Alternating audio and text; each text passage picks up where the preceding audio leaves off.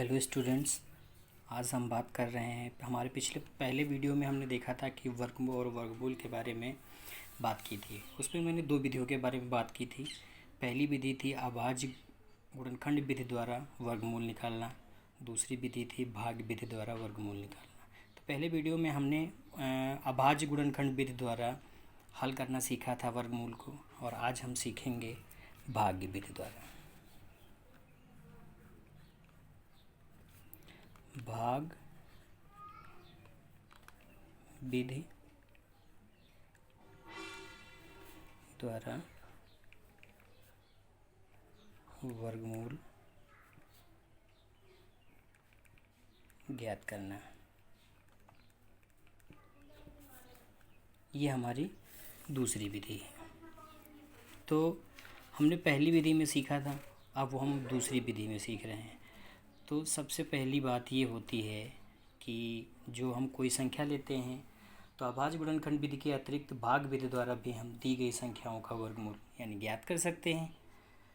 भाग विधि द्वारा हम उन संख्याओं का वर्गमूल भी आसानी से ज्ञात कर सकते हैं जो कि पूर्ण वर्ग संख्या यानी परफेक्ट स्क्वायर नंबर नहीं है।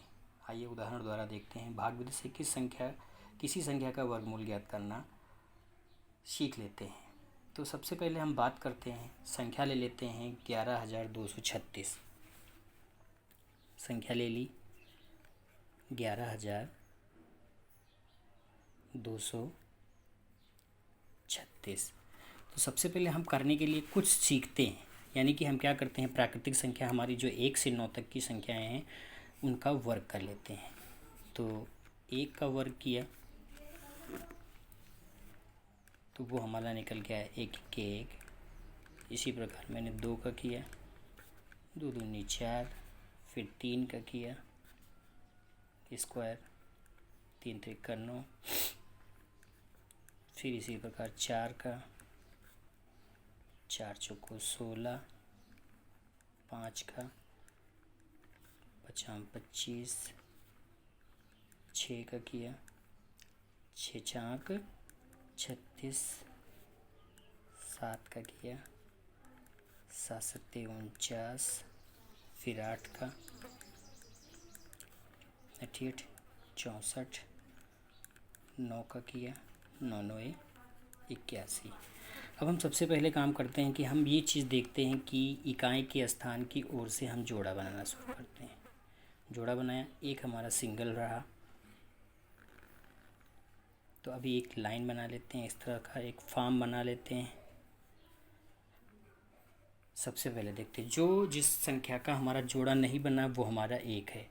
हमको ऐसी गिनती चुनना है जिसको हम उसी का उतने बार पहाड़ा पढ़ें तो वही हमारी संख्या आ जाए। जैसे यहाँ पे हमारा 1 दिया है, तो यानी कि हमको पढ़ने में हमारा 1 आना चाहिए। तो 1 के लिए हम अगर पहली देखें, पहली 1 से वर्ग जो किया है उसमें देखते हैं कि 1 का 1 से वर्ग करने पे 1 ही आता है। तो इसीलिए हम क्या करेंगे, सबसे पहला हमारा काम होता है कि हम क्या करें, जितनी संख्या यहाँ लिखी हो जाती है उतनी ही ऊपर लिख देते हैं।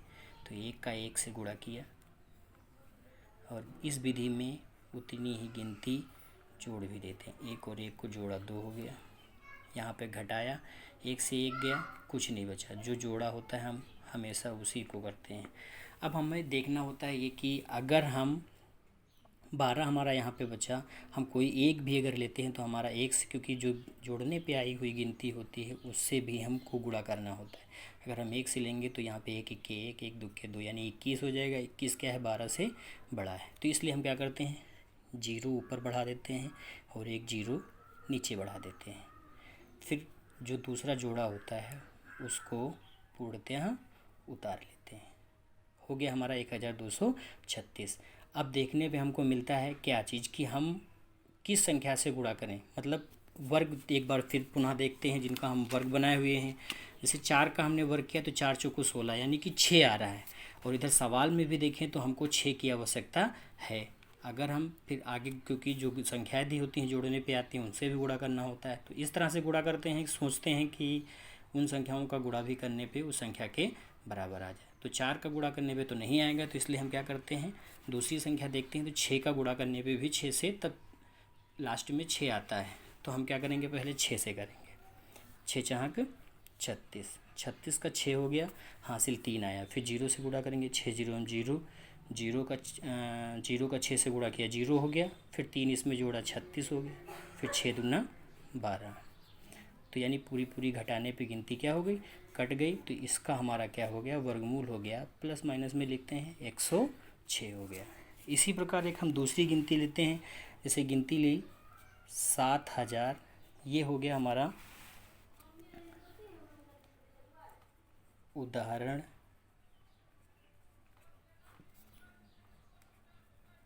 नंबर 1। फिर दूसरा हमने लिया उदाहरण नंबर 2। संख्या ले ली 73 96।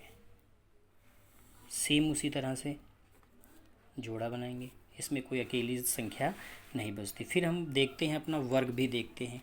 वर्ग में देखने से हमको मिलता क्या है कि हम अगर कोई गिनती लें यानी कि उस संख्या का उतने बार ही गुणा करने पे आना चाहिए। 73 आना चाहिए, 73 ज़्यादा नहीं हो सकता है, कम हो जाए कोई बात नहीं, या तो 73 बराबर आ जाए। तो इसी गिनती के लिए हम पहले 8 के पास जाते हैं। तो 8 में देखते हैं, 8 का 8 से गुणा करते हैं 64 आ जाएगा।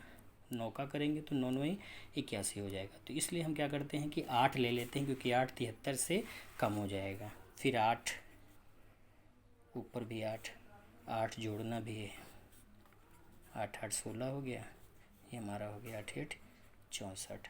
तो 13 से 4 जाएगा। फिर घटाने का काम करते हैं, 13 से 4 गया 9, 6 से 6 गया कुछ नहीं बचा, पूरा जोड़ा उतारते हैं। फिर ये 6 बार चला जाएगा, तो हम 6 बार लेके गए। 6 छाक 36, 6 छाक 36 और 3 39, हासिल 3 आएगा। 6 के 6 3 9। फिर घटाने का काम करते हैं, घटाने पे क्या हो गया, पूरा पूरा कट गया। तो यानी कि हम एक भाग विधि से वर्गमूल निकालने का तरीका हमको पता हो गया। हम इस तरह से कार्य करके हम भाग विधि से वर्गमूल को आसानी से निकाल सकते हैं।